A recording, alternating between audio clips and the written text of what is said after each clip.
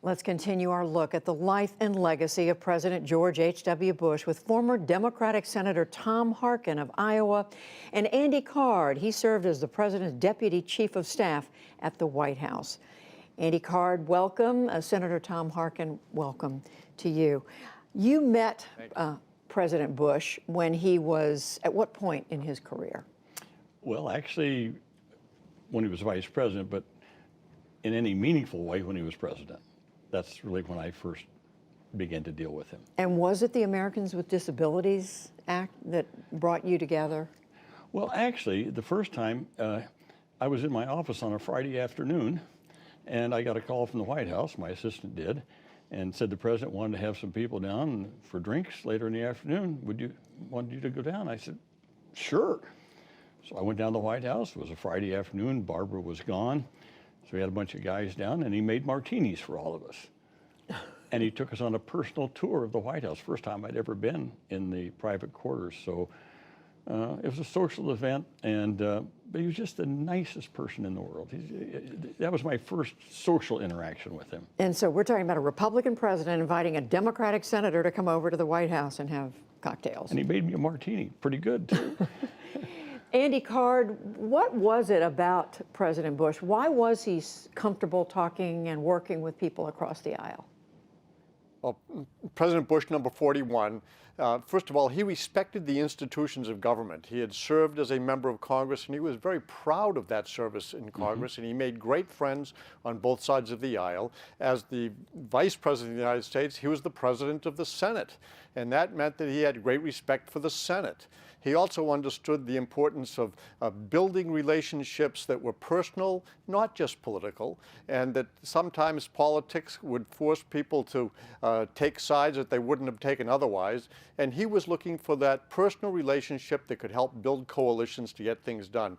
He didn't have the privilege of serving as president with a House or a Senate controlled by the same party as he was. And so he had to work on both sides of the aisle to get things done. And he had an amazing track record. Obviously, the Americans Disabilities Act that's truly historic. People today don't even think about it because it was so historic. It made such a difference to those people who are disabled and challenged.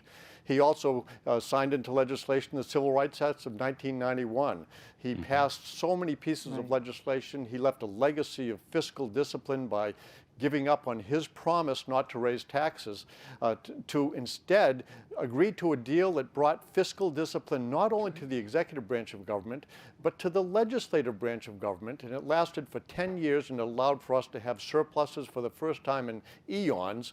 And it was just a remarkable contribution. And people talk about he paid a political price for that because there was a tax increase. That's right. But Tom Harkin, I do want to come back to the Americans with Disabilities Act because it turned out that later on you did get involved in that. Do you understand why it was important to him? He went on to be the president who signed it into law. Yes. President Bush never wavered once on his support for the Americans with Disabilities Act. Why was that? Why do you think it mattered to him? Well, I don't know.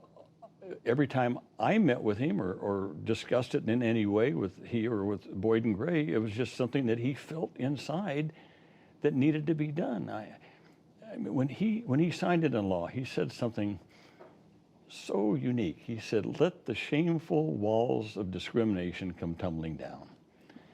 Shameful walls of discrimination. That's what we've had in this country for so long against people with disabilities. And when he said that, it was just electrifying. Andy Card, can you shed any light on what it was about that issue that President Bush, that rang true with him? President Bush had great sympathy and empathy for people who were challenged. And he had been challenged, suffering through the death of his daughter, and that, I think, contributed to a mindset that saw things differently than a lot of other people did. And he was always committed to helping those people who were disabled. And Mike DeLand, who served in his administration, was in a wheelchair, and the president was always understanding and supportive of him. And he did motivate Boyd and Gray, who did a remarkable job of persistently pushing to get this legislation done. John Sununu played a big role in that. There were lots of, Dick Thornburg played a big role in getting the ADA passed. So it was a team effort, but it couldn't have happened without President Bush's commitment. And his commitment was sincere, it wasn't political, it was passionate, and it really did get things done. What was it about his approach to the presidency, Andy Card? I mean, every president comes into office with a different understanding. His father had been a United States senator. He obviously reached an office well beyond that, the presidency. How did he look upon the office of the presidency? Well, first of all, he looked at public service as a very noble call, and he had been inculcated, that was a word that his mother used, he'd been inculcated with the responsibility to give back and to serve, and he did it with distinction. But he was the most prepared person ever to be president. He had the very best resume. But he also had a great appreciation of watching how President Reagan served when President Bush was serving as vice president, and he learned a different perspective, the value of bipartisanship, and he worked hard on Capitol Hill. I can't overstress how significant it was that he had personal relationships with members of the House and the Senate that went beyond politics. That's and true. Dan Rostenkowski, Tom Foley, they all recognized These are that Democrats. President Bush was interested in getting, they were Democrats, they're very partisan Democrats, and they were interested in getting things done, and President Bush worked with them. It took a lot of courage to do that, a lot of political courage, but President Bush was willing to do it, and he did invite people to stand on the rug of American politics rather than just on the fringe. Finally, Tom Harkin, what do you remember about him most as president?